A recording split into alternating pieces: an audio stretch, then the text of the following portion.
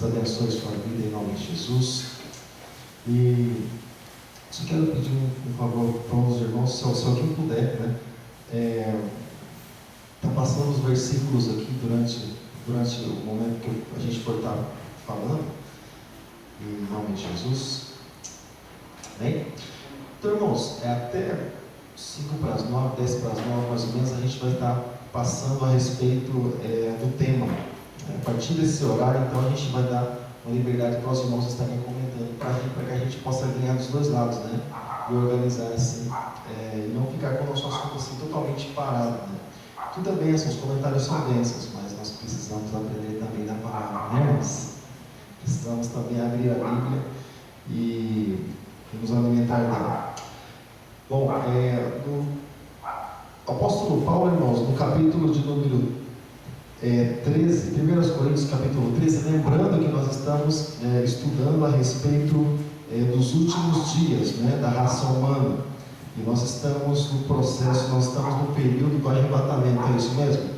Estamos na parte da lição de número 17, é isso? Então, só gostaria de lembrar algo a mais aos irmãos, né, para que os irmãos pudessem ficar aí inteirados sobre o assunto.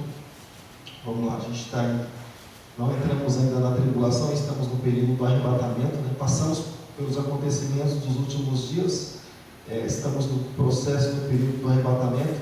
Depois dessa terça-feira, na próxima terça-feira, nós estaremos falando, já entrando no assunto tribulação, tá bom?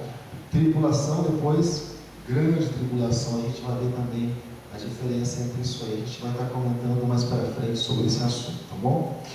Então, a primeira carta que o apóstolo Paulo escreveu aos Coríntios, capítulo 13, verso de número 3. 1 Coríntios, capítulo 13, verso de número 3. O apóstolo Paulo fala a respeito, na direção do Espírito Santo, fala a respeito do maior dom. Vou pedir para que os irmãos lessem, né? 1 Coríntios, dias atrás, capítulo 12, mas nós lemos o 13 e o 14 também, eles completam, né? Mas quando ele entra no capítulo 13, lá no finalzinho, ele vai falar a respeito do que é na verdade que prevalece.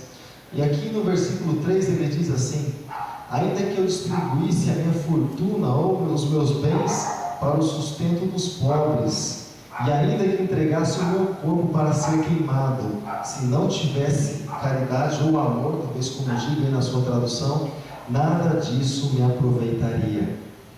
Amém, irmãos? Então Paulo ele enfatiza, né, ele dá um destaque a respeito dos dons espirituais, e que nós podemos ter todos os dons, sabe, toda a ciência, todo o conhecimento, mas se nós não tivermos o amor, né? E por que muitas pessoas, eu acho engraçado, você já viu alguém orando a Deus para que derramasse o dom do amor sobre a vida dele? Você já viu? Sabe por quê? Porque não aparece. Quem ama não aparece, mas quem ama chora, quem ama sente dor. Então, você vê aquelas pessoas, aqueles casais que falam assim: estou desiludido, não quero mais ninguém. Sabe por que a pessoa fala assim? Porque ela sabe que o amor traz dor, porque ela se envolve com alguma coisa, aquilo faz com que ela venha sentir, sabe, coisas que às vezes ela não pode fazer, mas ela gostaria. Então ele traz uma espécie de um laço, né? Então você nunca vê ninguém, ou pelo menos quase ninguém, orando, falando: Deus, derrama sobre a minha vida, Senhor, o dom do amor me faz transbordar, Senhor. Você não vê a pessoa pedindo isso, né? Normalmente são aqueles dons que mais se destacam, né?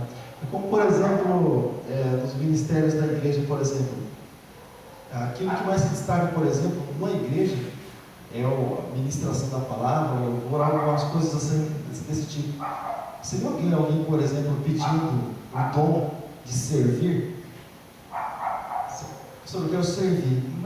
Mas você quer servir por quê? Eu quero vir para a banheira, eu quero vir para chão, eu quero, assim, sabe, eu quero servir, eu quero tirar o pó das coisas, assim, sabe, eu quero deixar bonito. Você já viu alguém se manifestando em favor disso, né? Sabemos que existem pessoas que fazem, mas você nunca vê, né? Por quê? Porque primeiro que não desperta talvez tanto interesse assim, porque parece que é algo assim inútil, parece que não tem valor, né? Mas de tudo é necessário, de todas as coisas isso é necessário, há uma necessidade. Então Paulo está falando a respeito do maior dom, né? E a respeito daquilo que vale a pena buscar nesse mundo, que é o dom do amor. E ele deixa bem claro isso. 2 Timóteo, capítulo 4, verso de número 8. Segunda carta que o apóstolo Paulo escreveu a Timóteo, capítulo 4, verso de número 8. Lá no finalzinho você vai encontrar. Isso, 2 Timóteo, capítulo 4, verso 8. Qualquer coisa você anota aí, tá bom? 5, 10 para as 9, mais ou menos, a gente vai parar para um comentário. Agora ficou certinho o relógio, né? Tirei até o 20 de lá e coloquei 8. Deixa bem claro, bem simples, para a gente não se perder. Só volta a baixar aí. 2 Timóteo, capítulo 4, verso de número 8.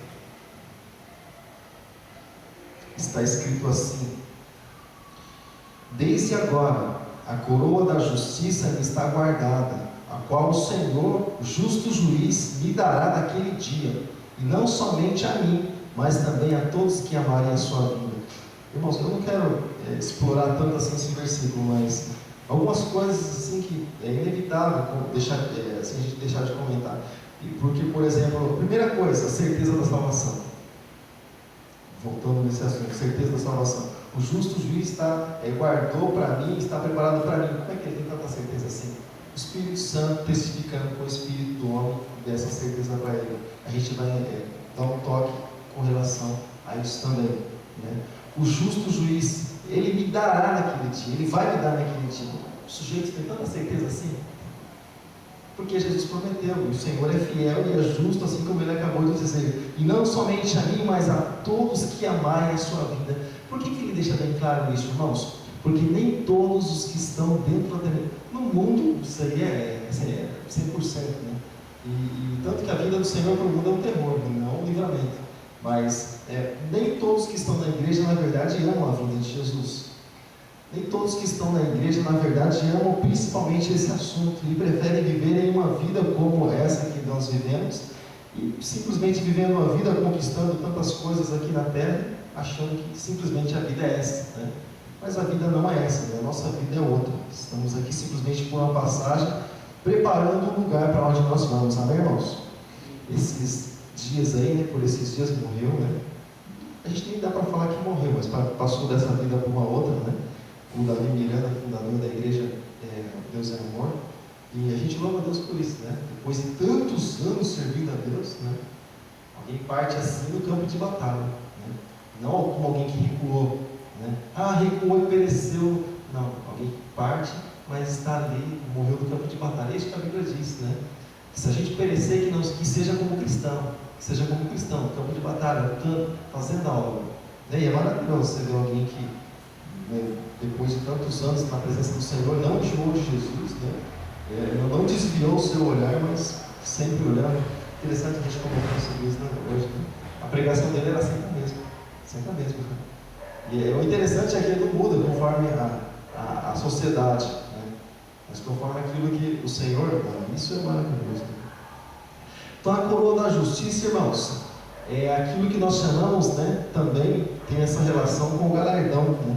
Ofertado ou dado a todos os cristãos que servem a Deus com fidelidade nessa terra e nessa vida, como está escrito lá em Mateus, no capítulo 5, lá quando Jesus estava subindo no monte, começou a falar a respeito das bem-aventuranças, né? E todos que amam a vinda do Senhor Jesus, e são justamente, é claro, os cristãos, aqueles cristãos que realmente são fiéis, porque existem cristãos, irmãos, que eles assim, preferem dispensar esse assunto ou pensar em outras coisas, mas você pode ver, irmãos, quando é como, por exemplo, quando a conta, você já teve essa sensação, quando a conta vai vencer e ela está para chegar, só que está para chegar ainda, não chegou o boleto ainda, mas você prefere nem tocar no assunto, que você não tem dinheiro para pagar, e está chegando um dia, você fala, daqui uns 2 dias vai chegar esse boleto, você fala assim, puxa, mas não tem dinheiro, não vai tirar dinheiro para pagar, a gente que eu tiro,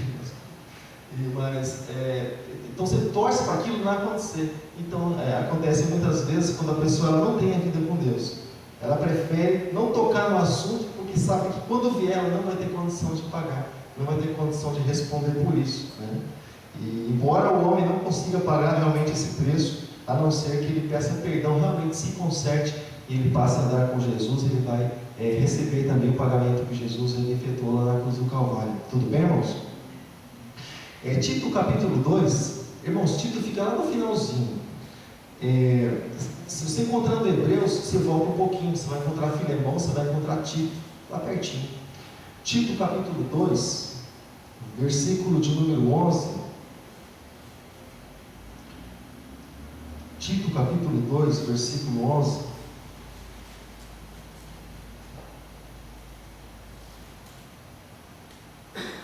Diz algo maravilhoso, né? Tito era um companheiro também de Paulo, né? Um cooperador, vamos dizer assim. Alguém que foi fiel ao ministério de Paulo.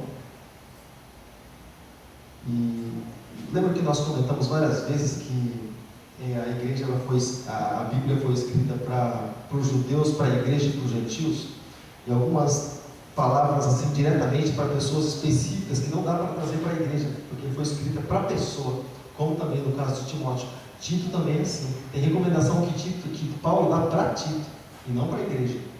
Algumas coisas sim, muitas coisas separamos para a igreja, mas existem recomendações que é exclusivamente, especificamente para Tito.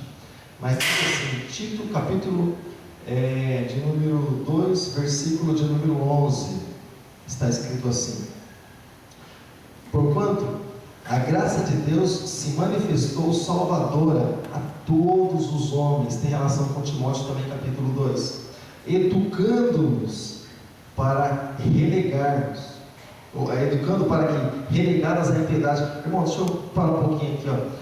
A palavra de Deus, ela se manifestou, a graça de Deus se manifestou aos homens. Olha para quê? Dá uma olhada aqui. Educando-nos. Então, a palavra de Deus, ela educa, né, o cristão. Lembra que nós comentamos a respeito? A pessoa ela nasce de novo, ela volta a ser criança, porque ela começa a aprender tudo de novo, né? Depois começa a aprender a caminhar, ela aprende a falar também. Mas quem é que faz isso? O Senhor, a palavra, o Espírito Santo. Então, o que a palavra de Deus faz aqui, como diz aqui, ela nos educa, né, a deixar de lado toda a impiedade, né, e as paixões mundanas, como continua dizendo. Vivamos no presente século, sensata, justa e piedosamente, aguardando a bendita esperança e a manifestação da glória do nosso Deus Salvador, Cristo Jesus, o qual si mesmo se deu por nós, a fim de remirmos, lavarmos. Quando se fala em remir, se fala em compra, a pessoa levar aquilo que já comprou, a fim de remirmos de toda a iniquidade e purificar-nos para si mesmo, um povo exclusivo seu, zeloso de boas obras.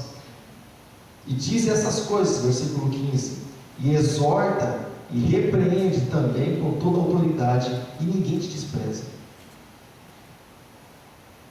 Você prestou atenção? Então o Senhor separando esse povo, né, exclusivamente para Ele, somente para Ele, um povo zeloso, né, de boas obras, lembrando nós, irmãos, que a obra sem fé, ela é morta, assim como também a fé sem obras também é morta, tanto a obra sem fé como a fé sem obras. Então a fé, ela precisa ser acompanhada de obras, né? Eu creio. Creio, o que você faz mais? Não, eu só creio. A crença vai ser sepultada. Eu creio em Jesus, que ele creio que ele é o Filho de Deus, e que ele veio, morreu e ressuscitou ao terceiro dia, e eu creio nisso. Aí, o que você vai fazer com isso? Não, eu só creio. Sua crença não vai te levar para o céu. Sua crença não vai te salvar, porque é uma crença sem obras. Então, as obras, elas vão fazer com que a pessoa entregue a vida para Jesus, isso se chama obras, desça as águas do batismo e tenha uma vida com Deus. As obras, elas têm que acompanhar a nossa fé. A palavra do Senhor diz em Apocalipse mesmo, que as obras, elas nos acompanham. As obras que realizamos em Cristo Jesus, elas nos acompanham. Isso é maravilhoso, né? Você realizar obras em nome do Senhor aqui na terra e saber que elas vão estar aguardando você lá no dia do Senhor, né? A recompensa do cristão, né? Então muitos cristãos dos nossos dias, eles não fazem obras, sabe por quê, irmão? Eles chamam, às vezes, né, o exército do Senhor, vou fazer tal coisa, então, o dia da família. Às vezes a pessoa, ela sabe, todo dia é dia da família, não é o dia do Senhor. E sendo que o próprio Deus criou a família, né? Mas, sabe, irmãos, às vezes a pessoa ela pensa assim que a obra que nós fazemos aqui, não é para Deus. Porque se a pessoa tiver em mente, irmãos, que aquilo que se faz aqui na terra é para Deus, ela faz o que tiver que ser feito. Então, existe já então uma dificuldade de, talvez a pessoa, talvez o cristão, aceitar a palavra de Deus como de Deus realmente. Porque se nós achamos que alguma coisa aqui na terra é feita para homem, então nós não estamos nem fazendo a obra de Deus, estamos fazendo diretamente para homens. Então muitos cristãos eles recuam exatamente para isso. Eu vou fazer por fulano, ou vou fazer para tal pessoa, ou vou fazer para tal entidade. Então a pessoa já não vê como se algo feito para Deus. Eu vou fazer porque Deus ele conhece e ele reconhece todas as coisas, né? Então se fazemos, irmãos, é para Deus. E quando deixamos de fazer, também deixamos de fazer para Deus. Quando recuamos, não recuamos para os homens de Deus, mas recuamos para Deus. Não recuamos simplesmente para a obra de Deus, mas nós recuamos para o próprio Deus. Quantas vezes o Senhor não encontra mãos encolhidas, né? Ou vezes mãos talvez estendidas, né? Para que a obra dele realmente seja feita. E às vezes a gente fala assim em evangelização, né? Um outro trabalho que muito pouco se vê, irmãos, e talvez também porque não haja assim, um destaque, assim, o pastor amigo nosso, ele dizia, você quer conhecer, já falei isso várias vezes, ele dizia assim, você quer conhecer a igreja? Duas oportunidades para você conhecer a igreja, no estudo bíblico e no culto de oração. Lá você vai conhecer a igreja, quem é a igreja, quem é a base da igreja realmente. Porque ele dizia, quem quer coisa com Deus está nesses cultos, está no estudo bíblico e está no culto de oração. Os outros eles vêm para alegrar o coração porque está batido, está todo caco, então ele vem juntar aqui, mas já não ali, sabe, para adoração realmente, mas por algo que ele quer de Deus, né? E não simplesmente para adorar o Senhor, mas por algo que ele quer de Deus. Mas enfim, mas no evangelismo é um lugar assim maravilhoso, que nós aprendemos muitas coisas, e onde a pessoa na verdade ela se expõe por uma causa que não é dela. E ela se coloca como assim, disposta a receber afrontas até mesmo. Eu falo assim porque eu já recebi várias vezes. E por uma causa que não é dela. Ela não nem precisava estar ali. Mas ela vai por uma causa de Cristo. E ela assume tudo isso por amor às pessoas que estão lá fora. É algo assim maravilhoso. Não é visto diante dos homens, mas diante do Senhor Deus, com certeza, isso tudo é registrado. E culto, estudo, oração, nem se fala. Nem se fala. A gente vai no culto da família. Te agradeço pela criança. E minha família, Deus abençoe minha família, Senhor. E amém. Abençoe minha família, mas eu preciso ter minha comunhão com Deus para que Deus possa ouvir minha oração e Deus abençoe a minha família. Amém, irmãos? Se eu vim só no culto da família para Deus abençoar a minha família só naquele dia, quer dizer, eu tenho que ter crédito com o Senhor, né? Para você ganhar o seu salário no final do mês da empresa, você tem que ter crédito. O crédito é o trabalho que você resolve durante o mês, né? Você sacar um dinheiro do banco, você tem que ter crédito, tem que ter um dinheiro lá, senão não tem como você sacar. Então você vai fazer empréstimo e vão cobrar juros dentro de você, né? Não paga para mim. Não tem hora tudo aí. Então, fazendo a obra do Senhor, né? Como realmente para Deus. Hebreus capítulo 6, carta aos Hebreus, bem pertinho mesmo de Tito. Hebreus capítulo 6, verso de número 10. Já nós vamos chegar em um ponto assim bem, eu tenho certeza que vai despertar algo nos irmãos. Hebreus capítulo 6, verso de número 10. Hebreus fica próximo de Tito, um pouquinho para frente de Tito. E, às vezes é mais fácil você chegar em Apocalipse e voltando, você encontra Hebreus mais rápido, né? Mas Hebreus capítulo 6, verso de número 10.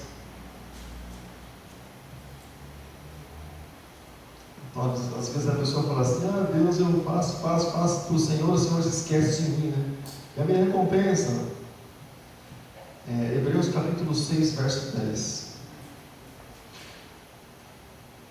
Alguém pode ler para nós, por favor? Porque Deus não é injusto para ficar esquecido do vosso trabalho e do amor que evidenciastes para com o seu nome, pois servistes e ainda servis aos santos. Amém? Então olha só, então você percebe que enquanto nós fazemos para os santos, enquanto nós fazemos para os cristãos, enquanto nós fazemos para a obra, nós automaticamente estamos fazendo para Deus. Automaticamente nós fazemos para Deus. Jesus ele diz algo lá no Evangelho de Mateus, lá no finalzinho, ele diz assim: estive preso, não fosse me visitar, estive nu, não me vestisse, estive, ou ao inverso, né, ele diz dos dois lados, né? Estive preso e fosse me visitar, estive nu e me vestisse, tive fome e desse-me de comer. Mas Jesus nunca esteve preso, mas pessoas dele estavam. Ele falando daquilo que é dele, né? E ele trata, irmãos, com aquilo que é dele. O Senhor, irmãos, ele não trata com o mundo lá fora. A pessoa é conhecida, irmãos, diretamente de Deus e por Deus a partir do momento que ela tem uma identidade. A partir do momento que ela tem identidade. A partir do momento que eu tenho identidade no mundo espiritual, eu entrego minha vida para Jesus, meu nome é escrito no livro da vida, aí eu passo a ter uma vida com Deus, aí ele passa a me conhecer. Aí ele passa, como aquele grupinho de pessoas aí, em Mateus capítulo 7, a partir do versículo 21, não te conheço, Senhor, mas olha nós aqui, Senhor, eu não te conheço. A identidade não é dizer para o Senhor, Senhor, eu estou aqui. Eu estou aqui, em todos os momentos, estive tão perto. A identidade do Senhor não é essa. Senhor, eu estou aqui, não. A identidade nossa com o Senhor é a nossa vida e vontade. Isso cria uma identidade com Deus, né? Senão, é como se a pessoa fosse simplesmente desconhecida pelo Senhor, desconhecida dele, né? Isso no mundo espiritual. Então, quando nós servimos e quando nós fazemos, nós estamos fazendo para o próprio Deus. Imagine você fazendo para o próprio Deus. E é por isso que a palavra do Senhor, ela nos chama a atenção de que quando nós formos olhar para um irmão, nós precisamos ter eles como se eles fossem maior que nós. Nunca nós colocarmos nossas vidas acima das pessoas. Sempre olhar as pessoas assim como se elas fossem autoridades sobre nós. Assim, na família de Cristo, né? E aí vem aquelas coisas, né? Quando alguém fala alguma coisa para você, dá vontade de você falar 1 milhão. Por quê? Porque você se sente autoridade sobre ela. E na verdade não é assim, né? Pelo menos igual, ao mesmo nível, né? Eu não gostaria de ouvir uma afronta dessa, então eu vou ficar quieto também, porque vai que um dia eu ouvir, né? E Deus sabe, né? Vai que Deus retribua na mesma proporção, então deixa eu ficar quieto.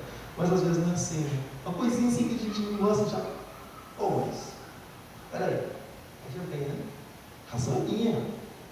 Razão é nossa, mas vamos conversar na paz, né? Conversar na bênção. Então, então, nós seremos recompensados, porque Deus ele não é injusto e recompensará. O Senhor Deus vai dar, irmãos, recompensa para todos aqueles que fizerem a obra dele. Alguém pode pensar assim, irmãos, não é interesse da parte do homem querer recompensa de Deus? Se o teu patrão cortar seu salário, irmãos, você vai trabalhar para ele mesmo assim? Você pode até uma semana. Depois você fala assim, o quê? Mas se o Senhor Deus, enviando Jesus, pagando o preço por cada um de nós, você pode pensar assim, mas mesmo assim eu preciso ter uma recompensa, irmãos. Se Jesus, ele simplesmente, e não é simplesmente, mas eu vou usar a expressão simplesmente, mas se ele simplesmente tivesse entregue a vida dele lá na cruz do Calvário, sabe? Que tivesse morrido, tivesse entregue a vida dele por cada um de nós. Ele dissesse assim, olha, não vou fazer mais nada na vida de vocês. Vocês vão ser salvos e só. Irmãos, já seria um motivo, vou entregar minha vida para Jesus, porque ele vai me salvar, já é o interesse de ser salvo. Vou servir a Deus porque ele é o Todo-Poderoso, ele vai cuidar de mim, já é o interesse. Porque você sabe que você vai servir o Senhor, porque ele vai alegrar o teu coração e ele vai, sabe, estar com você todos os dias. Então, na palavra dele, ele já tem promessas com relação a isso. Se você guardar a minha palavra, eu vou estar com vocês todos os dias até a consumação dos séculos. Então, ele já faz promessa diante de da obediência. E obedeça ao Senhor, já tem uma promessa de Deus por causa daquela obediência, por causa daquela palavra, né? Então, Deus, ele conhece as nossas vidas, ele sabe tratar juntamente conosco, né? E eu creio, irmãos, que não toda a igreja assim, né? Mas, porque o povo, irmãos, ele não está, ou pelo menos a maioria, né, não está preocupado assim com aquilo que realmente o Senhor ele tem para fazer na sua totalidade. Às vezes as pessoas elas buscam porçãozinha de Deus, simplesmente porçãozinha. Mas a pessoa chega na igreja e diz, Senhor, abençoa minha família, Senhor, abençoa minha casa, e amém. A pessoa vai embora. Mas na verdade o Senhor não é simplesmente o Deus que abençoa a família, simplesmente o Deus que abençoa a casa. O Senhor, ele quer saber, ele não pede, irmãos, a nossa perna, ele não pede o nosso braço, ele não pede Ah, então meu pé, Senhor. Não, conformados são os pés dos que anunciam boas novas, mas o Senhor não quer isso. Ele quer o centro da nossa vida. Ele quer o celeiro de todas as coisas, onde procede todas as coisas. Nosso coração, por que o nosso coração? Quando ele fala que é o nosso coração, ele não está dizendo que quer simplesmente uma partezinha do nosso corpo, mas ele quer estar no centro de todas as coisas, né, da nossa vida. Ele quer estar no centro. O Senhor se agrada, irmãos, e quando eu vou trabalhar, eu venho orar a Ele, pedindo, agradecendo a Ele por mais um dia, mas pedindo para que Ele também abençoe o meu dia. Sabe? Vou para a escola, Deus abençoa os estudos, Deus, para que abra minha mente, meu coração, para que eu possa entender, né? Me dá capacidade para que eu possa entender, assimilar as coisas, desenvolver, sabe, os estudos, independente do estudo que seja, né? Mas todas as coisas, Deus abençoa meu relacionamento, Deus está entregue nas tuas mãos. Una, Senhor, tira as diferenças para que a gente venha se aceitar. Sabe, o Senhor quer estar no centro de todas as coisas. Porque nisso nós mostramos a importância de Deus na nossa vida, né? Nós mostramos que nós somos guiados por Ele. Quando você faz essa entrega, Ele vai entrar, Ele vai assumir, né, a nossa vida, Ele vai estar na condução, na direção das nossas vidas, né? Então nós precisamos nos preocupar assim com aquilo que Deus Ele realmente quer de cada um de nós. Vamos lá para os vencedores. Os vencedores são aqueles que, está lá em Apocalipse, capítulo 2. Vencedores, irmãos, são aqueles que não recuam, assim como diz em Hebreus mesmo, apóstolo Paulo, Apocalipse, capítulo 2. Os vencedores, irmãos, são aqueles que eles permanecem, eles prevalecem, sempre lutando. Está difícil, ele está lutando. Se melhorou um pouquinho, ele continua lutando. Se está ótimo, ele continua lutando. Porque tem pessoas, irmãos, que elas perecem na luta, mas tem outras que perecem quando as coisas começam a ficar tudo bem. As coisas começam a ficar tudo bem, ela senta ali e fala assim: agora sim, agora, tranquilo nada. O Senhor nos chamou para batalhar, né? Em um exército, por exemplo, quando ele não está no campo de batalha, quando ele não está lutando, o que ele está fazendo? Está tranquilo? Tranquilo nada. Parte está em fase de treinamento, parte está nas guaritas lá guardando, né, dando segurança, suporte, né, e condição para isso, né? Parte está lá cuidando dos armamentos, enfim.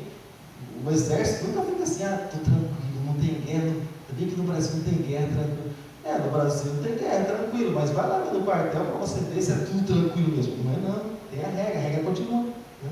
Porque quando vier a batalha, o exército vai estar sempre preparado, né? Aí o cristão balançando os pezinhos, como dizia meu avô, balançando os pezinhos na cadeirinha de balanço, né? E a hora que vem a batalha, ele fala: meu Deus, e agora? Meu Deus do céu, o sangue de Jesus tem poder. Amém, o sangue de Jesus tem poder, mas a gente pode se preparar, né? A gente pode fazer, né, com que a dor ela seja menor, né? A luta seja mais suave, assim, por a gente estar preparado para isso. Apocalipse capítulo 2, verso de número 7, olha alguns versículos, tá? 2:7 diz assim: quem tem ouvidos, ouça o que o Espírito diz, Espírito com letra maiúscula, né? O que o Espírito Santo diz às igrejas. Ao que vencer, dar-lhe-ei de comer da árvore da vida que está no paraíso, no meio do paraíso de Deus. Versículo 11 do capítulo 2. Quem tem ouvidos, ouça o que o Espírito diz às igrejas. E o que vencer não receberá o dano da segunda morte. Quando se fala em segunda morte, está se falando em separação de Deus, em lago de fogo, em ser desprezado por Deus. Versículo 17 do capítulo 2. Quem tem ouvidos, ouça o que o Espírito diz às igrejas. Ao que vencer, eu darei. Você percebe que não tem ninguém pedindo aqui? Mas o próprio Deus, por amor, por graça, por favor, Ele sabe que nós precisamos, então Ele faz, né? Darei eu de comer do maná escondido, e dar-lhe uma pedra branca, e na pedra um novo nome escrito, o qual ninguém conhece, senão aquele que recebe. Versículo 26. Ao que vencer e guardar até o fim as minhas obras, eu lhe darei poder sobre as nações. Aqui ele falando também um pouquinho sobre o milênio. Versículo 27. E com vara de ferro regerá, né, ou governará, e serão quebradas como vasos de oleiro, como também recebi de meu Pai, recebi autoridade, recebi poder. E dar-lhe-ei a estrela da manhã. Então, irmãos, vários comentários, e o que se destaca, além de tudo isso, é com quem o Senhor Jesus trata. Quando nós falamos em tratamento, com quem Jesus está tratando aqui, irmãos? Agora você pode falar, com quem Jesus está tratando aqui? Com o ímpio? Com Balaão? Não, ele está tratando com a igreja. Então você percebe de quem é o trato? Irmãos, cada rei trata com seus súditos. Satanás cuida daqueles que têm autoridade sobre aqueles que são lá no mundo. O Senhor, Ele cuida daqueles que são dele, sabe? Ele trata, Ele sustenta, Ele dá graça àqueles que são deles. Então, Ele fala diretamente para as igrejas. E quando nós falamos em igrejas, irmãos, nós não estamos falando em igrejas católicas, Testemunho de Jeová, Salão do Reino, igrejas de Mormons, não estamos falando sobre seitas, irmãos. Nós estamos falando sobre a igreja do Senhor. Pessoas que um dia entregaram suas vidas realmente a Jesus, têm a Bíblia como manual de instrução para si, sabe? E que adotaram a palavra de Deus como regra para elas, sabe? Não filosofias de homens, mas adotaram a palavra de Deus como regras para elas. Então, quando se fala em igreja, está falando da igreja do Senhor. Aquela mesma palavra que Jesus ele disse lá em Mateus capítulo 17: as portas do inferno não prevalecerão contra a minha igreja, contra a igreja do Senhor, contra a igreja dele. Né, irmãos? Então, quando ele trata com aquilo que é dele, não vai tratar com aquilo que é do outro. Né? O irmão, por exemplo, é casado, tem a sua esposa, sua senhora, você vai tratar com a senhora do vizinho? Não, você vai tratar com aquilo que é seu. Né? Primeiro que você vai dar um rolo doido desse negócio aí. Segundo que nem é certo, é pecado, nem tem nada a ver uma coisa com a outra, né, irmão? Então, no máximo, quanto umas bênçãos lá. Mas então cada um trata daquilo que é seu. Você já vai educar o filho do vizinho? Você vai educar o filho do vizinho? Você deixa o teu que vai educar o do vizinho? Ou pega o seu chinelo hoje, você vai ver. É assim que você faz? Não é. Você cuida do que é teu. Jesus, ele cuida do que é dele. Se nós somos dele, nós pertencemos a ele, então ele vai cuidar de nós, não é, irmãos? Então algumas expressões elas ficam meio que assim no ar, né? Quem tem ouvidos ouça, o Espírito diz às igrejas. Quem tem ouvido, irmãos, essa expressão, ela quer dizer assim, no sentido original, quem der créditos vai ouvir o que o Espírito diz às igrejas. Então você percebe que o Espírito ele sempre diz às igrejas. A questão é o dar o crédito para que a gente possa ouvir o que o Espírito diz à igreja. Então, o Espírito Santo está sempre falando. Nós servimos a um Deus que fala. A questão é que, primeira coisa, irmãos, para a gente não conseguir ouvir a voz de Deus, a gente impor condição para Deus falar. O caso de Naamã, sabe? Eu achei que o profeta ele vinha aqui, ia colocar a mão sobre a minha enfermidade, orar ao seu Deus, e tal, e seria curar, colocando condição para Deus falar com o sujeito, para Deus operar na vida da pessoa. Não, isso não é de Deus, isso é coisa do homem, sabe? Eu vou ouvir de Deus e vou receber de Deus se for tal pessoa que estiver pregando, ou tal pessoa que estiver ministrando louvor, eu vou receber como algo de Deus. Irmãos, a probabilidade que essa pessoa tem de entrar e sair do mesmo jeito na presença do Senhor é grande. Né? Então, aquilo que nós sempre comentamos, onde não há entrega, não tem obra do Senhor. Onde não tem entrega, não tem comunhão. Onde não tem aquilo que nós falamos, o Senhor faz com aquilo que é dele, com aquilo que está nas mãos dele, com aquilo que foi entregue. Então, se não tem entrega, irmãos, se não tem prostração, se não tem humilhação, sabe, irmãos? Você quer sentir a presença do Senhor, irmãos? Ainda que seja no momento de oração, ainda que seja na tua casa, se humilha, irmão, na presença de Deus. Para a gente se humilhar, não precisa fazer muita coisa, não, é só falar quem a gente é. É só olhar para dentro de você e falar quem você é. Já começa a ir para baixo, sabe, irmãos? Quem somos nós, irmãos, sem o Senhor? Representa o lugar onde nós estávamos lá, escravizados, pobre, nu, cego, como ele diz aqui para determinada igreja. Compra comigo que você vai começar a enxergar, sabe? Então nós éramos assim.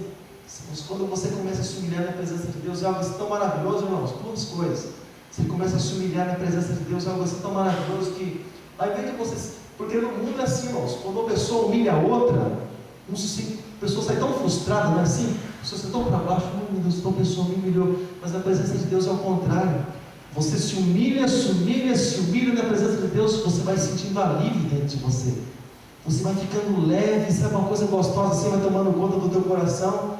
Depois que você se humilhou, sabe, cansou de se humilhar na presença de Deus, aí você começa a fazer outro processo, o processo inverso. Aí você começa a agradecer o nome de Jesus.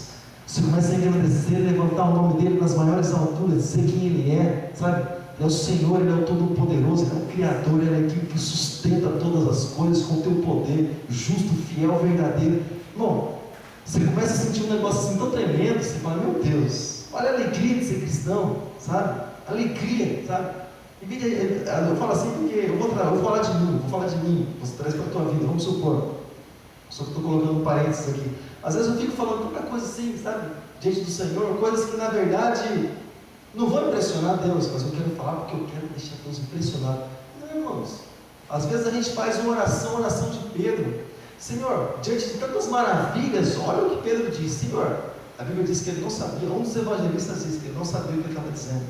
Depois de ter aparecido lá Elias, Moisés, né, e Jesus lá transfigurado lá no monte, tá? Pedro cheio de temor, e depois que assim, sabe, ele levantou a cabeça e disse, Senhor, tu quer que façamos 3 tendas, uma para ti, uma para Moisés, uma para Elias? E Jesus nem respondeu, nem compensa responder essas coisas, sabe, irmãos? Então, esse tipo de coisa, sabe, impressionar o Senhor, fazer a média com o Senhor, não, irmãos. Impressionar o Senhor é seguir uma vida de santidade com Ele, separando do pecado, se humilhando na presença dEle e engrandecendo o nome dEle, né, irmãos? Então tem coisas que na vida, irmãos, vale a pena, vale a pena. O pastor nosso, ele sempre dizia, nós somos feitos do pó da terra, né? E cada vez que a gente olha no espelho, você vai saber de onde você veio. E essa é a coisa maravilhosa de Deus. Você vai saber que você veio do chão e do lugar onde você pisa em cima todos os dias. Onde eu vim aqui, ó. O Senhor Jesus disse, vocês são de baixo, eu sou de cima. Eu sou de cima. Então é diferente as coisas, né? É diferente as coisas. E aqui tudo bem? Então quando o Espírito ele fala às igrejas, né? E é para representar o próprio Cristo, né? O próprio Senhor falando, né? E ele se refere de várias maneiras ao que vencer ou ao cristão, né, que persevera em obediência. Ele é considerado, ele é tido como vitorioso em meio às provações do mundo em que nós vivemos, em meio às tribulações. E eu queria que você abrisse, por favor, sua Bíblia, se você puder. Primeira carta de João, 1 João capítulo 5, verso 3. 1 João fica lá no finalzinho também. Se chegar em Apocalipse, você vai voltando, você vai passar por Judas, você vai encontrar já João. 1 João capítulo 5, versículo de número 3.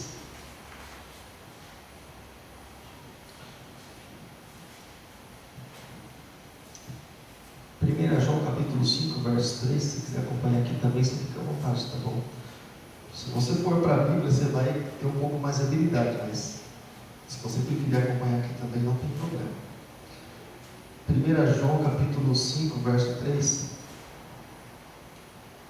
Alguém pode ler para nós, por favor, versículos 3, 4 e 5? Porque esta é a caridade de Deus, que guardemos os seus mandamentos, e os seus mandamentos não são pesados, porque todo que é nascido de Deus vence o mundo, e esta é a vitória que vence o mundo, a nossa fé. Quem é que vence o mundo, senão aquele que crê que Jesus é o Filho de Deus? Amém, irmãos? Amém. Então, ninguém pode vencer por si só. O que Jesus disse lá em João capítulo 15: sem mim vocês não podem fazer nada. Sem Jesus, negativo. A gente já pode até chamar a pessoa de derrotada sem Jesus. Ela pode comprar iates, pode ter fazendas, pode ter sítios, pode ter o que quiser nessa terra. Mas lá no final da vida dela, ela vai perceber que ela correu atrás do vento, e o que ela conquistou foi só tormento e estorvo e tropeço para a vida dela, né? Mas quando a gente vence em Cristo Jesus, nós podemos dizer que, assim como disse o apóstolo Paulo, que nós somos mais que vencedores. Amém, irmãos? Porque a pessoa, na verdade, ela vence simplesmente essa vida, simplesmente. Mas ela não vence o mundo, o sistema. E quando ela busca lucros para si mesma, para benefícios próprios seus, ela está, de certa forma, se alinhando ao próprio mundo. Aquilo que o mundo faz, né? Então, esse, na verdade, ele não precisa, irmãos, ter medo do tormento do lago de fogo. A pessoa, ela permanece em Cristo, ela pode ficar tranquila com relação aquilo que os infiéis eles vão passar, né? Que é a segunda morte. Você sabe por que segunda morte? Alguém sabe dizer por que segunda morte? Morrer já é ruim, 2 vezes. Alguém pode dizer? Porque segunda, a primeira, irmãos, é a morte da carne. Segunda, a morte espiritual. Onde a pessoa, aquilo que nós falamos, a pessoa quando ela está distante de Deus é como se ela estivesse morta, por isso que ela não tem identidade para com Deus. Só vou fazer esse comentário, a gente já vai parar por aqui, vou dar liberdade para os irmãos. Os judeus, irmãos, Jesus usava essa expressão para que eles pudessem entender aquilo que Jesus estava falando, né? Senão acontece aquilo que aconteceu com Nicodemo. Estou falando as coisas aqui de baixo, você não entende? Mas se eu começar a falar das coisas do alto, como é que você vai fazer? Você sendo o mestre de Israel, né? Então Jesus procurava falar das coisas aqui de baixo, mas para ilustrar as coisas lá de cima. Então ele falava do livro da vida, porque os judeus eles tinham uma espécie de um registro, onde todas as pessoas que eram nascidas, elas tinham seus nomes lá. Você se lembra quando, e é por isso que eles sempre tinham um censo, né? Você se lembra quando, lá no nascimento de Jesus, as pessoas tiveram que, mudou lá o governador, né? E as pessoas tiveram que fazer o censo, elas tiveram que, como quem diz assim, os aposentados eles têm um negócio de vida lá, como que é o nome certo daquilo lá? A gente fala assim que um cuida da minha sogra e a gente cuida do nosso sogro, né? Então, de vez em quando, uma vez por ano, a gente tem que ir no banco para ele ir lá assinar, para mostrar que ele ainda vive, né? Porque ele recebe, né? Então, para mostrar que ele ainda tem vida. Oi? Não, é um negócio de vida, eu não lembro o nome. Eu só falo todas as vezes eu me esqueço. Mas é algo interessante, porque para mostrar que a pessoa ela tem vida e ela vai continuar recebendo benefício. Então, os judeus eles tinham uma espécie de um registro, irmãos, que todos os que nasciam eram escritos seus nomes lá. Nasceu Paulo, não me lembro aquele nome dele lá. Morreu, apaga, o nome era apagado do registro. Por quê? Porque não vive. Vive fulano de tal, é uma espécie de um registro geral. Vive fulano de tal? Não vive, o nome dele não está aqui, não vive. Então, significava que o sujeito ele não tinha vida, né? Estava morto. Então, Jesus disse isso por quê? Porque a partir do momento que a pessoa entregasse sua vida para ele, vivesse sua vida com ele, o nome da pessoa era escrito numa espécie de livro da vida, onde um dia ela seria reconhecida por Deus, né? Onde um dia os mortos eles não vão ser reconhecidos, por isso que vão estar diante do tribunal do grande trono branco, Apocalipse capítulo 20. Mas os de Cristo não precisam passar por lá, porque eles têm vida. Eles vão simplesmente passar diante do trono, né, do tribunal de Cristo, para receber o galardão, simplesmente por isso, né? E vão estar com ele para todo sempre. Então Jesus usava algumas expressões assim, né? Mas para mostrar, para deixar bem claros para ele. Vou encerrar com Apocalipse capítulo 20, verso de número 14, já dando liberdade para você, tá bom? Semana que vem, eu dou uma sugestão para você, se você puder, traz uma caneta com um pedaço de papel, de repente, se você quiser anotar alguma coisa, para a gente estar comentando no finalzinho, né? Você vai anotando ali, a gente vai ter uma pausa para comentar. Apocalipse, capítulo 20, verso de número 14, diz assim: Então a morte e o inferno foram lançados para dentro do lago de fogo. Esta é a segunda morte, que é o lago de fogo, né? E a distância de Deus, o desprezo de Deus, onde Deus vai desprezar os que vão ser lançados lá. Deus desprezando, como que diz, esses eu não quero mais, escolheram ir para lá, então eles vão para lá. O próprio Deus desprezando. A tribulação, que é o assunto que nós vamos entrar semana que vem, já é a ira de Deus sendo manifestada no povo, né? Para os moradores da terra. Agora, essa segunda morte, que é a morte espiritual, onde as pessoas vão ser lançadas no lago de fogo, o desprezo do próprio Deus desprezando aqueles que não quiseram ele, na verdade, simplesmente não quis. Então, os que não querem Deus, o lugar é aquele, o lugar é o lago de fogo, né?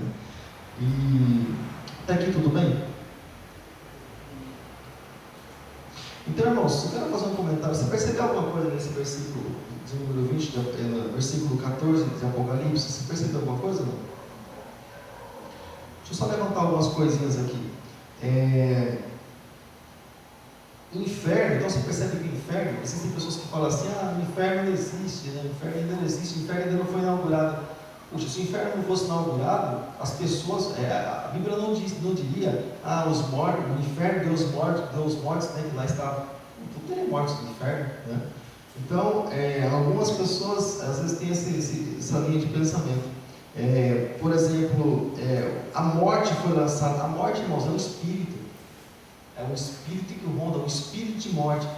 É como, vamos dizer assim, para a pessoa ela passar por uma outra vida em Cristo, o Espírito Santo ele toma conta, mas por outro lado, é um espírito de morte, irmãos. Mas por isso que Jesus disse que aquele que é de Cristo, a gente tem costume, né, de falar que aquele que é, por exemplo, o irmão, né, o pastor que morreu, né, a gente usa essa expressão, morreu, mas na verdade ele não morreu, ele passou dessa vida para uma outra. Essa é a expressão que nós como cristãos deveríamos usar, para o cristão.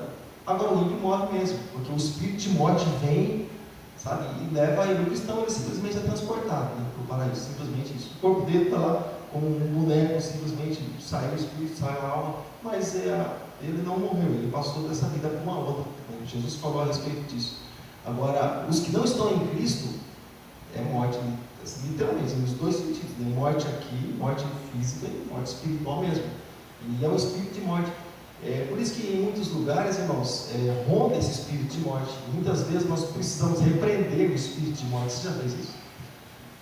Existem estradas, irmãos, existem lugares assim que se passa, o espírito de morte ele ronda alguns lugares. É como se fosse um espírito territorial, espíritos que agem naquele território, naquelas regiões, sabe?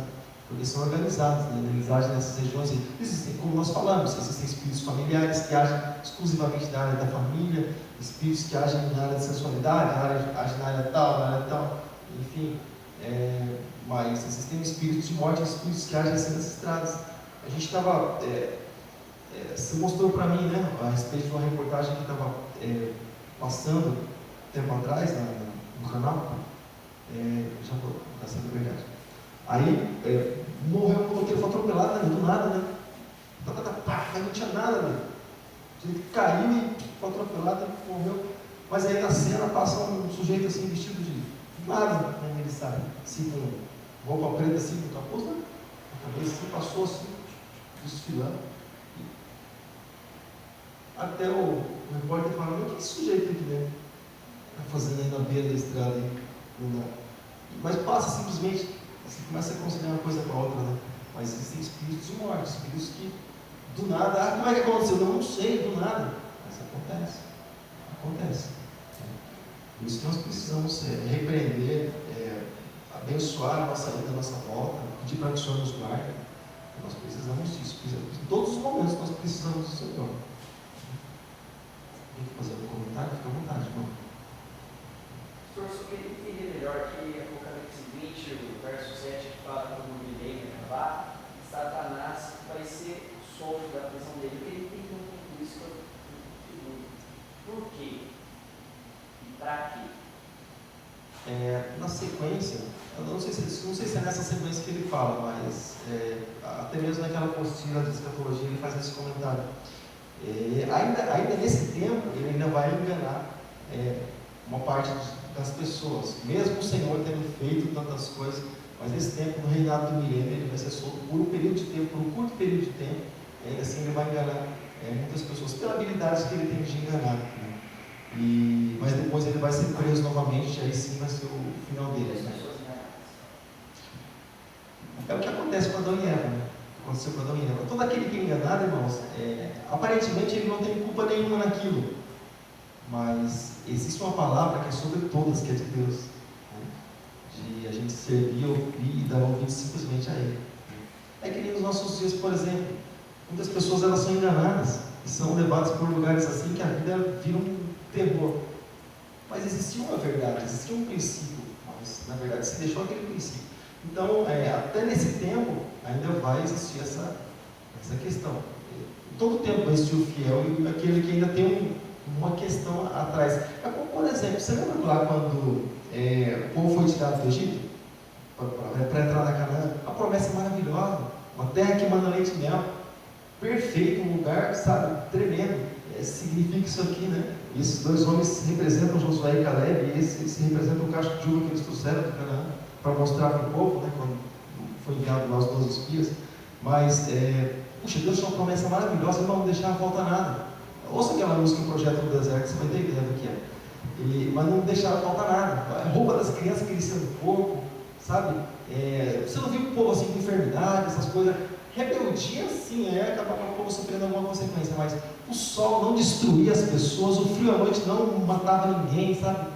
Mas qualquer probleminha que acontecia, o povo não sabia pedir para Deus: Senhor, o Senhor que é grande em misericórdia, o Senhor que é benigno, Senhor, nos abençoa, prepara, Senhor, água para nós estamos com sede. Não. Olha, você trouxe nós aqui para matar de sede? Você trouxe nós aqui para matar de fome? Por que você trouxe a gente para matar aqui? Porque no Egito não tinha sepultura? Lá tinha sepultura, olha só. Então, sabe, irmãos, diante de uma promessa maravilhosa, o povo ainda resmungava, murmurava contra Deus. Isso diante do Senhor é complicado. É a rebeldia. E Deus, a rebeldia é comparada ao pecado de feitiçaria. Sabe? E os feiticeiros não herdarão o reino dos céus, como está escrito. Todo tipo de rebeldia. Você sabia que o fato de a gente rejeitar a palavra de Deus, a gente não aceitar ela como ela é, você sabia que é uma forma de se rebelar contra Deus? Não, sabe o que é? Eu acredito assim, mas não é assim. Não, mas eu acredito. Acredito. Mas é uma forma de se rebelar contra Deus. Então irmãos, às vezes você percebe, às vezes, porque a nossa vida às vezes fica esquisita, ou não usa a expressão nossa, mas porque a vida fica esquisita, às vezes a gente não sabe por quê. Pode ser por várias coisas, pode ser por uma rebeldia contra Deus, pode ser por um plano, um propósito de Deus, um projeto, um trabalho de Deus com a nossa vida, um tratamento, né? E pode ser uma aprovação do dia a dia mesmo, então, por isso que a gente tem que ter sensibilidade, né? Precisa estar perto do Senhor para ter sensibilidade, para não falar coisa errada, né? E de repente está repreendendo algo, Deus está permitindo algo, mas de repente é algo de rebeldia que a pessoa fez contra Deus e está passando por aquilo até se consertar, né? Até se consertar. E eu louvo a Deus por isso, irmãos, porque Deus nos dá essa oportunidade. Quando Ele nos repreende, nos chama para esse conserto, é porque Ele nos ama. Porque se Ele não nos chamar para esse conserto, a pessoa continua na vida que está. E esse é o problema maior. Morre nessa vida, pronto, para o rebelde, né? Então, quando o Senhor nos chama, quando o Senhor trata conosco, quando o Senhor quer falar conosco, quando o Senhor quer ministrar os nossos corações, se abre, se entrega para o Senhor, deixa Ele fazer, deixa Ele falar, deixa Ele trabalhar, deixa Ele operar, né? Tudo é dele, tudo pertence a Ele, porque dele, por mim, para Ele são todas as coisas. Então, entrega tudo para Ele, não tem nada a perder, né? Aquilo que nós fazemos, aquilo que nós falamos, o que você vai fazer com a tua vida, né? Se o Senhor, irmão, falar assim para mim e para você hoje, eu tenho certeza disso, irmão, você não é melhor que eu não, nem eu melhor que você, mas eu tenho certeza de uma coisa: se o Senhor falar assim para nós hoje, ó, essa vida que você entregou para mim, ó, torna de volta para você, irmão, essa vida que Jesus consertou, a gente vai conseguir estragar rapidinho, rapidinho. A gente tem habilidade para fazer isso, com as nossas sabedoria, com os nossos conhecimentos. A gente se perde rapidinho. Então, deixe tudo nas mãos dele, ele sabe o que faz, ele cuida melhor do que qualquer pessoa. Amém, irmãos? Tudo bem? Amém? Deus abençoe grandemente os irmãos em nome de Jesus. E semana que vem a gente vai estar entrando no assunto tribulação.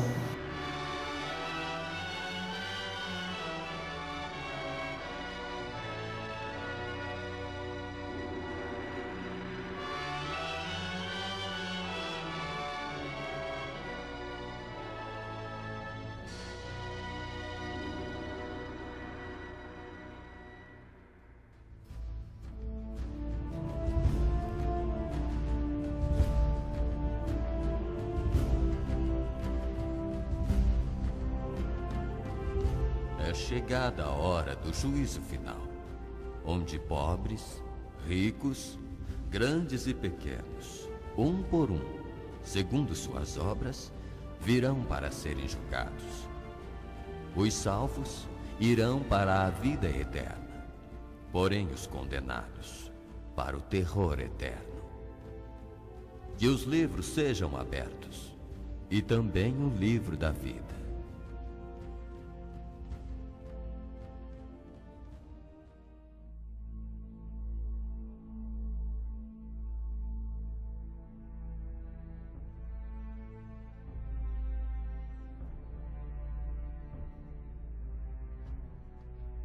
Leonardo?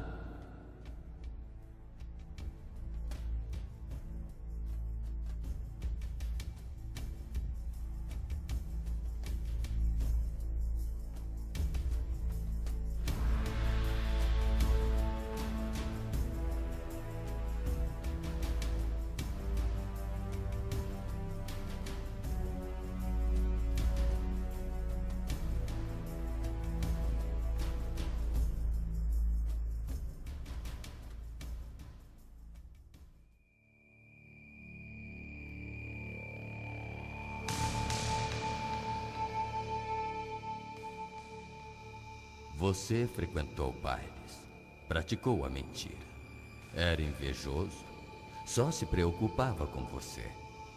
Trouxe muitas angústias para seus pais. A única coisa importante para você era andar na moda, curtir o momento e namorar.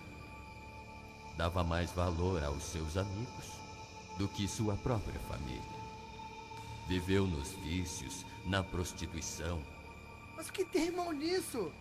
Eu só queria curtir a vida. Vendo que estava indo para o inferno, eu mandei meus servos lhe mostrar o caminho da salvação. Porém, você nunca os ouviu. Pelo contrário, debochava e dizia: nem morto vou para a igreja. E para se aparecer diante dos amigos e das garotas, gritava: aí vai o crente, aleluia, irmão, vai dar dinheiro pro pastor. Você se achava esperto. Teve sua oportunidade, mas a desperdiçou. Agora é tarde. Mas como? Como assim é tarde? Está sendo condenado a passar a eternidade nas profundezas do inferno, lugar de tormento, onde o bicho nunca morre e o fogo nunca se apaga. Lá não há uma gota de água e nenhum segundo de descanso, só terror. O seu nome não está no livro da vida. Levem-no. Não! Não! Onde estão me levando? Largue-me, não! Por favor, inferno, não! Não, por favor, não quero ir! Não! Por favor, não! Não! O inferno, não! Por favor, eu suplico!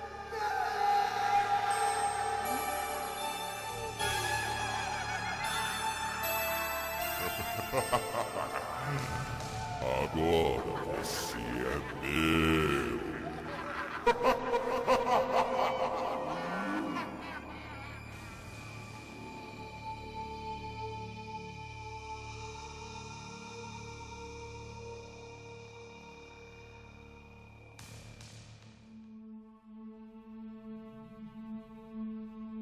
Gilberto.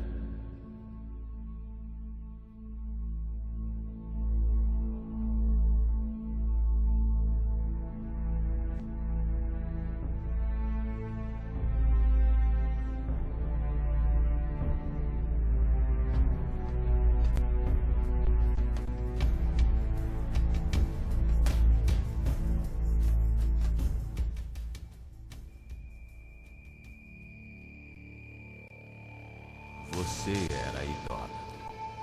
Se dobrou diante de uma imagem feita pelas mãos dos homens, sem vida, que tem boca e não fala, olhos e não vê, e nenhum som sai de sua garganta. Passou a vida acendendo velas e fazendo promessas. Se consultou com os espíritos enganadores.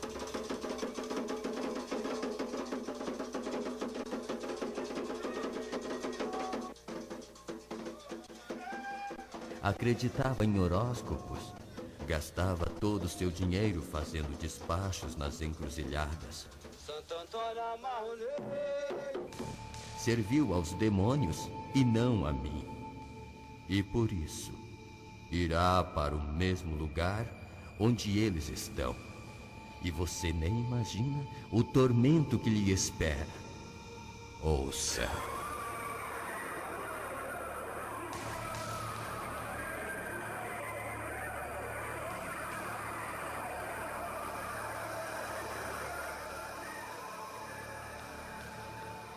Mas eu fui religioso. E as velas que acendi não me serviu de nada. Fiz promessas. Eu não quero ir queimar no inferno. Me dá uma chance. Ao menos me mande pro purgatório. Não existe purgatório. A única maneira de entrar na vida eterna é aceitar meu filho Jesus como Salvador. E isto você não fez. Foram inúmeras as vezes que enviei o meu servo para lhe ensinar o reino de Deus, mas você nunca deu ouvido. Como vê, desperdiçou a chance da sua salvação e agora será lançado dentro do lago de fogo e será queimado eternamente. Seu nome não está escrito no livro da vida. Levem-no. Não! Não! Me soltem! Não! Eu não quero ir pro inferno! No fogo, não! Não! Não! Socorro! Não! Gilberto, a tua alma me pertence. Venha!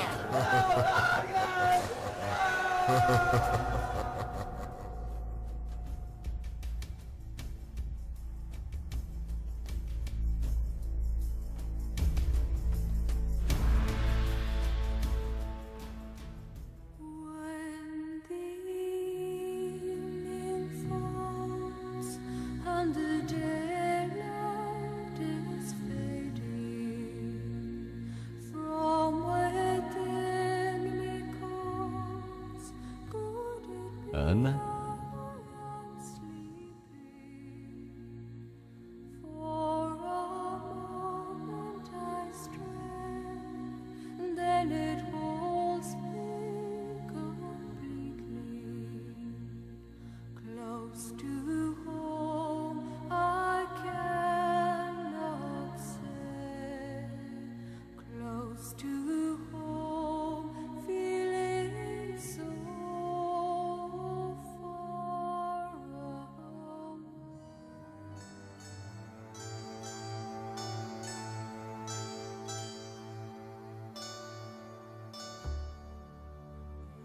Filha, você me serviu e foi fiel de todo o seu coração.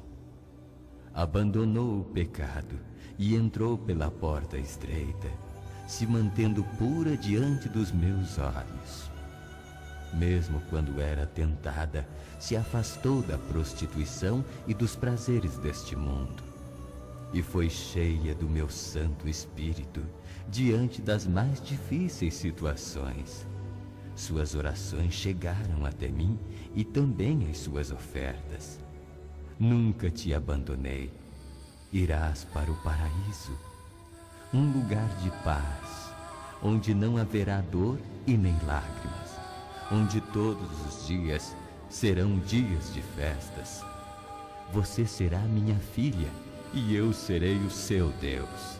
Irá para o descanso eterno, onde nem olhos viram e nem ouvidos ouviram o que está preparado para você. Filha, o teu nome está escrito no livro da vida. Receba as vestes celestiais.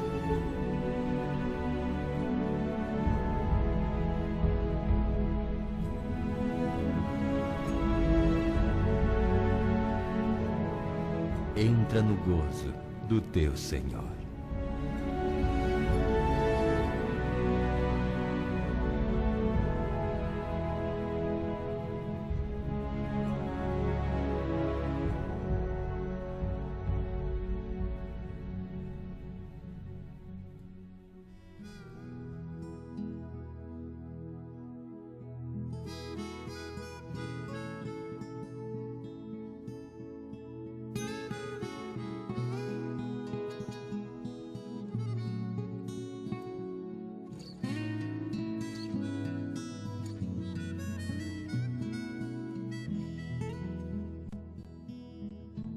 Paulo, vós sois nação eleita,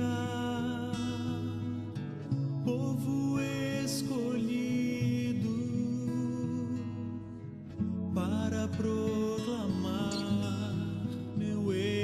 Evangelho. Renunciaste a tudo por minha causa. Deixou de lado teus sonhos e projetos pessoais, escolhendo ser um pregador do Evangelho.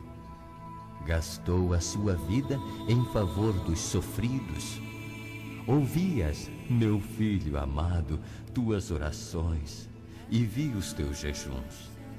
E através de você, muitas almas foram salvas para o meu reino.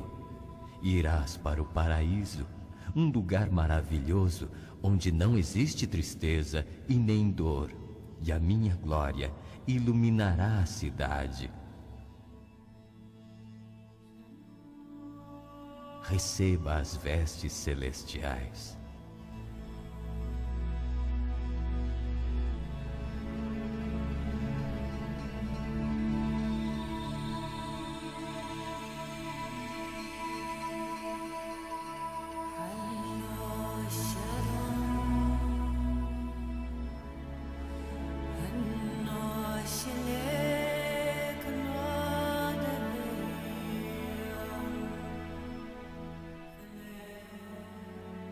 Agora receba o galardão.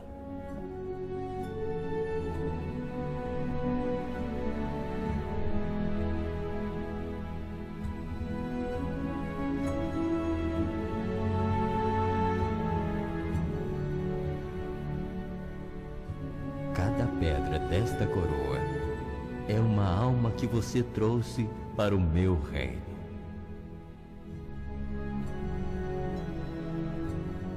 Entra para o gozo do teu Senhor.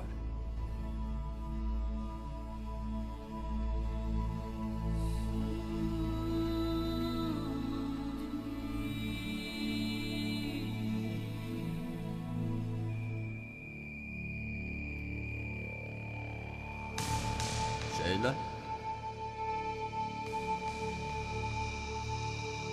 Sheila? Sheila! Eu não tô preparada, meu Deus! Me ajuda! Tem misericórdia da minha vida! Não! Esse dia não! Chegou a hora do juízo final. Eu não tô preparada, meu Deus! Me ajuda! Tem misericórdia da minha vida! Não! Esse dia não!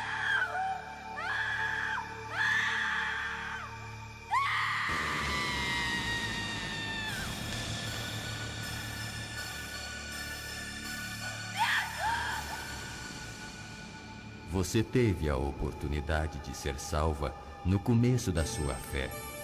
O seu nome foi escrito no livro da vida, e os meus anjos a aguardavam de todo o mal.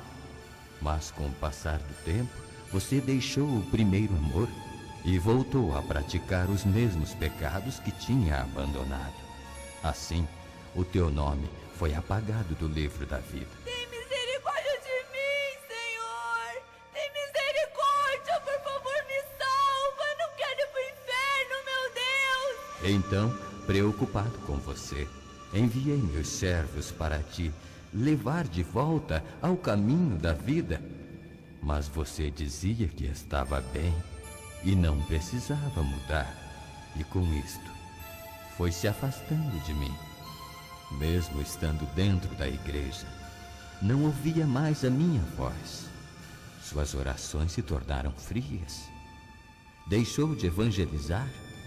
Antes você era um instrumento em minhas mãos, mas depois passou a ser usada pelo diabo, levando a fofoca e a contenda dentro da igreja, falando mal dos meus servos e olhando tudo com maus olhos. Deixou de buscar o meu reino em primeiro lugar e passou a se prostituir com seus namorados, pois dizia consigo mesma: ninguém sabe, e Deus é amor e me perdoará, e afinal de contas sou jovem e hoje em dia todos fazem isto. Através de você, Muitos jovens estão indo para o inferno. E teriam sido grandes homens de Deus se você não os tivesse contaminado. Havia momentos que você até queria se arrepender, mas quando via o pecado, não resistia e caía na tentação. Aí aconteceu o que você não esperava.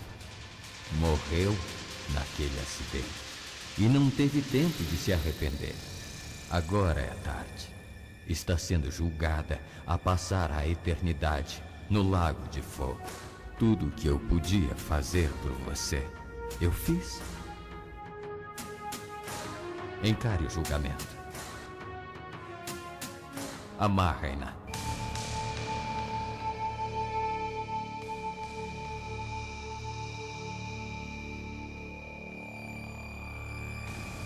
Levem.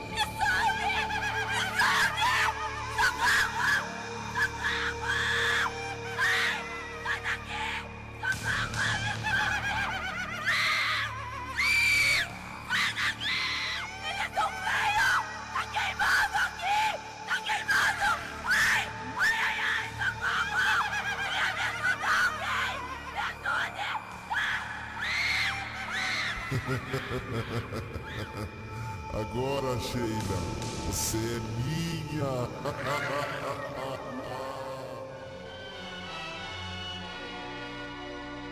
E assim foram julgados todos, um por um, segundo as suas obras.